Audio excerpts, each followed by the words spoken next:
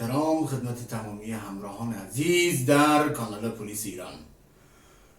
دوستان، من امید اشمتیان هستم، ادمین کانال، در خدمتتون هستم با یک برنامه دیگه از کانال پلیس ایران. خیر مقدم میگم خدمت دوستان و عزیزانی که تازه به جمع کانال ما پیوستند و همچنین همراهان قدیمی کانال که الان دیگه پیشکسوت محسوب میشن. همچنین دوستان عرض تسلیت دارم به مناسبت میشه گفت این حادثه اخیر که چند روز قبل در خوی متاسفانه زلزله‌ای رخ داد و موجب تخریب بسیاری از منازل و همچنین از خونه‌های هموطنان ما و همراه با صدمه جانی و مالی بود که متاسفانه این حادثه و این بلایای طبیعی در خوی اتفاق افتاد و امروز هم با خبر شدیم که زلزله بسیار سنگینتری در ترکیه با بیش از 7.8 ریشتر که میشه گفت نزدیک به همون 8 و با تخریب بسیار بالایی همراه بوده دوستان که متاسفانه در سوریه و لبنان و چندین کشور دیگه حتی تلفات داده و هنوز هم از تعداد تلفات ترکیه مشخص نیست. بالاخره اونا هم انسان هستن و مسلمان و اما مهمتر از اونا هموطنان خود ما هستن دوستان که در خوی هستن و متاسفانه با توجه به شرایط سرد آب و هوایی که ما الان در اواسط زمستان حضور داریم دارن به سختی علیرغم اون همه کمک هایی که دولت و چه مردم و چه افراد دیگه انجام دادن ولی هنوز هم در مضیقه هستن و دوستان دارن روزگار رو به سختی سپری میکنن.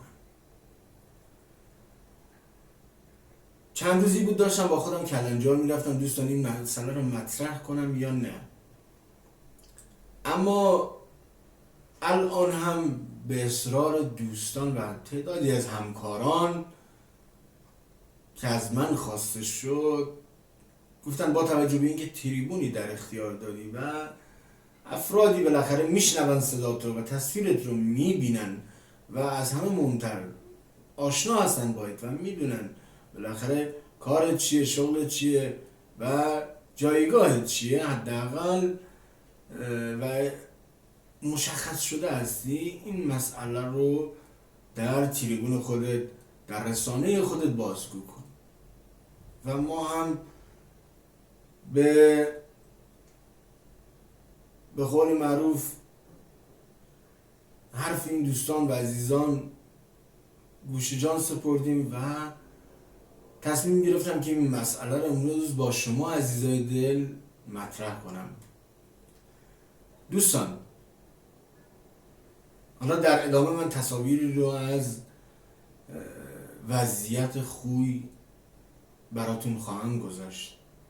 از ظهر که من این تصاویر رو دیدم دوستان واقعا خیلی نگران بودم، الان واقعا بیشتر نگران شدم و اون کودکانی رو که دیدم در این سرما دوستان، اونم سرمایی که در غرب کشوره دوستان واقعا سخته. من و شما الان به راحتی تو خونه بالاخره جلوی شومینه، بخاری، شوفاژ، پکیج راحت نشستیم دوستان، اما اون عزیزان تا 2 شب پیش 3 شب پیش اونم هم مثل من و شما بودن، اما الان وضعیت فرق میکنه. لذا ما دوستان و تعدادی از همکاران تصمیم گرفتیم که به اندازه توانمون به این عزیزان کمک کنیم و این رو من واجب میدونم واقعا در حد توان، حتی هر چقدر از 1000 تومانی گرفته تا به بالا.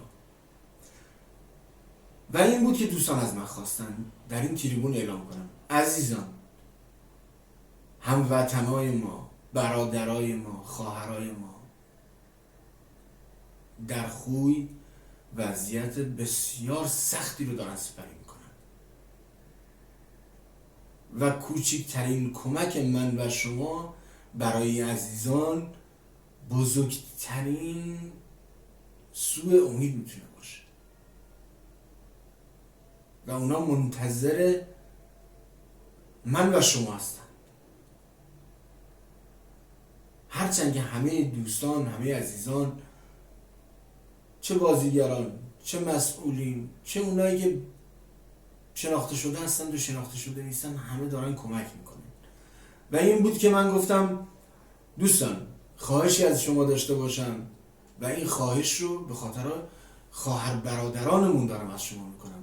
استدعا دارم در حد توانتون دوستان، هر مبلغی که فکر میکنید میتونید، قطره قطره جمع گردد واین گهی دریا شود. دوستان، ما این هفته رو در تمام برنامه ها من این مورد رو اعلام میکنم و یک شماره حسابی رو که مال خود شخص بنده هم هست و دوستان ما رو به قول معروف متولی قرار دادن و گفتن آقا شما کاراش انجام بده و انشالله هر مبلغ دوستان به قول معروف سرجم بشه ما خرید انجام میدیم، مایحتاج اولیه رو. دوستان، من 2-3 تا از همدورهامم الان در خوی خدمت میکنن و از نیروی پلیس هستن. من باشون صحبت کردم و از وضعیت اونجا سوال کردم چه چیزایی لازمه، چی نیازه. و دوستان، مواد خوراکی اولین چیزه، لباس گرم و به قول معروف چادر، اینجور مسائل خیلی مهمن و چراغ‌های حالا به قول معروف چه نفتی چه برقی، وسایل گرمایش‌زا، اینا مورد نیاز دوستان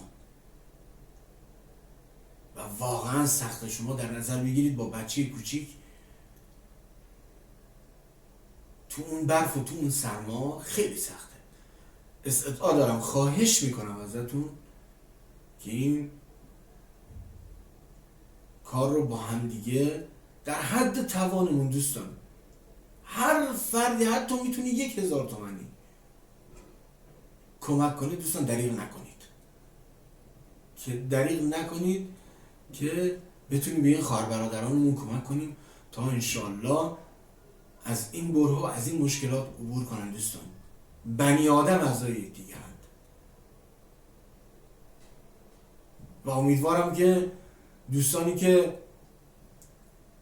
لبیک میگن، به قول معروف دست همکاری رو به سمت ما دراز میکنند و دست ما رو میگیرن در این امر خیر، دوستان کامنت بدید و من شماره حساب رو در دیسکریپشن میذارم و در این بالا هم براتون خواهم گذاشت. شماره خود بنده است، من خودم هم اولین نفر دوستان با 2-3 تا از همکاران و دوستان دیگه مبالغی رو بالاخره در حد توانمون، من